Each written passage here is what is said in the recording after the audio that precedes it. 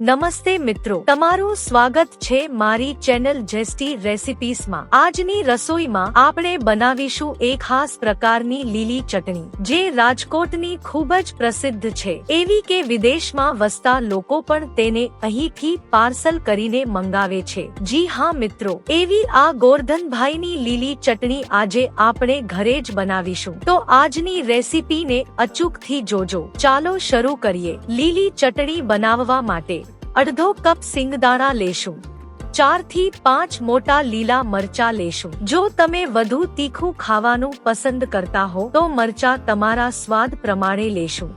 4 તાજા લીંબુનો રસ, સ્વાદ મુજબ મીઠું અને કલર માટે ચપટી હળદર। બજારમાં મળતી ચટણીઓમાં કલર નાખવામાં આવે છે, જે શરીરને ખૂબ જ નુકસાન પહોંચાડે છે, એટલે આપણે કલરને બદલે હળદરનો ઉપયોગ કરીશું। તો પ્રથમ જારમાં સિંગદાણા નાખી અધકચરા કરી લેશું। સિંગદાણા ગ્રાઇન્ડ કરતી વખતે ખાસ ધ્યાન રાખવાનું છે કે દાણામાંથી તેલ ન છૂટે। ભૂકો એકદમ ડ્રાય હોવો જોઈએ, આવી રીતે। હવે જારમાં મરચા નાખી થોડા ક્રશ કરી લેશું। મરચા થોડા ક્રશ થઈ જાય એટલે તેમાં સ્વાદ મુજબ મીઠું અને હળદર નાખીશું। બજારમાં મળતી ચટણીમાં પીળો કલર આપવા માટે ફૂડ કલરનો ઉપયોગ થાય છે, પણ આપણે અહીં હેલ્થનું ધ્યાન રાખીને હળદરનો ઉપયોગ કરીશું।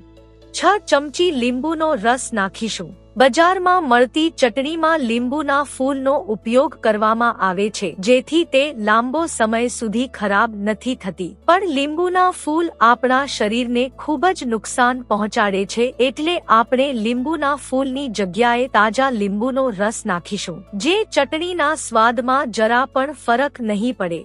તો બધું જ ફરીથી ગ્રાઇન્ડ કરી લેશું। આ ચટણીમાં જરા પણ પાણીનો ઉપયોગ નહીં કરીએ।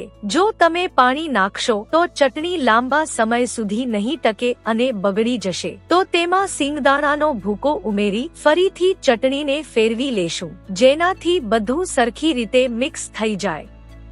જો તમને ચટણીનો કલર લીલો લાગે તો થોડી હળદર ઉમેરી શકો છો।